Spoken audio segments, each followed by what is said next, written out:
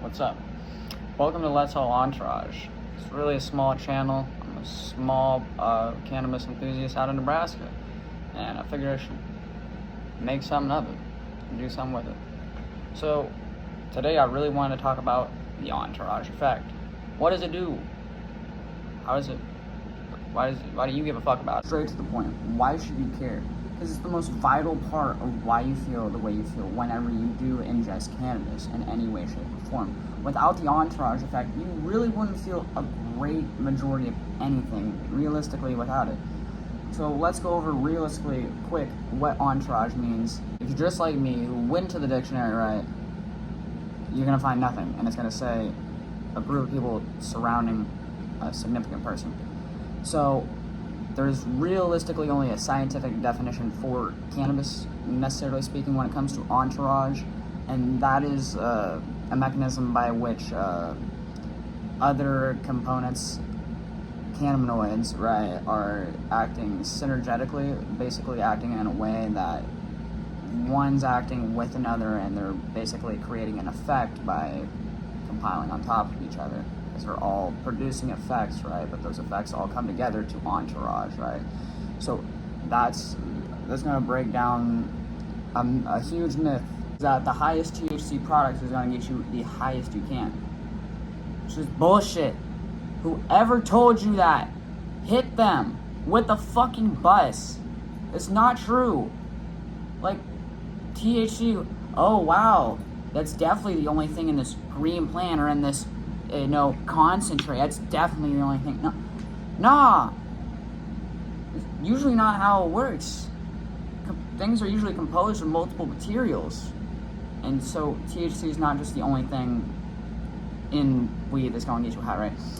And using only THC, right? If you only had THC and you didn't have any of the cannabinoids, any of the terpenes, anything else of the sort, you'd be like starting your car, right, with just the key.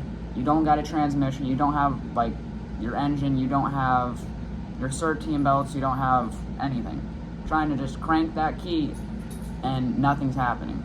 So even in the highest THC percentages, right, it's just stimulating you. It's just the psychoactive part for it. That's all it does. Just because it opens up the psychoactive part does not mean it's going to lift up and increase the effect necessarily. No, because the effect of which you feel is a combination of THC, CBD, CBN, CBD. I mean, there's tons. I mean, there's literally more than 113 and counting right now. Almost 127, I think.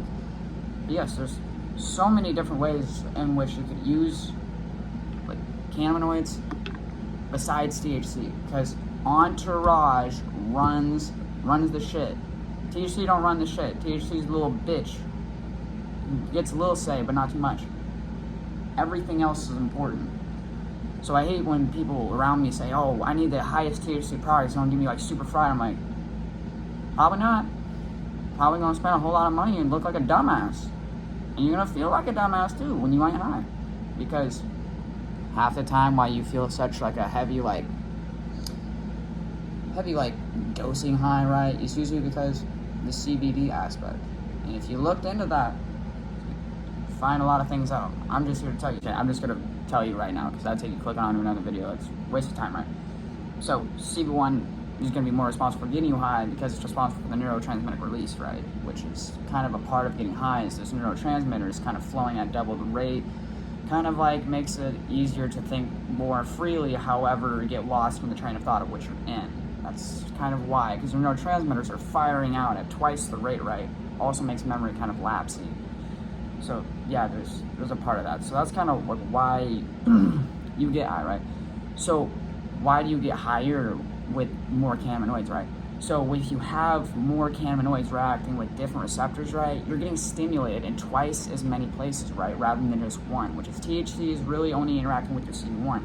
While it can help with some inflammatory disease, illnesses, it's going to be more or less your CBN, CDV, stuff like that, CBV, whatever.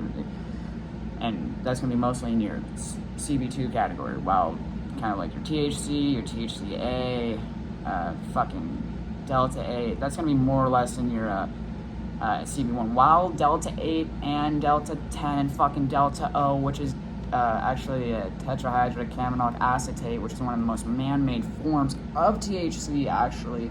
Look it up. It's the closest thing to crack in the weed world. But, damn, I lost my train of thought. A lot of legal gray area for this, but why? Why is it? It's because of a double bond on a carbon atom. That is all that is the difference. So Delta 8, double bond on the 8th carbon atom in the molecular structure. And then there's Delta 9, which has the double bond on, you guessed it, the 9th carbon atom. So that's really all the fuck it is. There's not that much difference. It really should probably be illegal too, and there should be a lot more testing into it, because I've seen the way this shit's made. It comes out orange at first, and then they mix some shit with it. I've seen a whole lab do it in Lincoln. It's weird. So besides the point, right, there's a lot of gray area, and that's the only reason why there's a little bit of a difference, right? Is it healthy? I can't say. I'm not a scientist. I'm just a pothead who smokes a little bit of wax, a little bit of bud, and I have a good time, and I try to learn about it so that if anyone needs any help, or if anyone's ever confused, I got you. You ever confused about what you put in your body? I got you.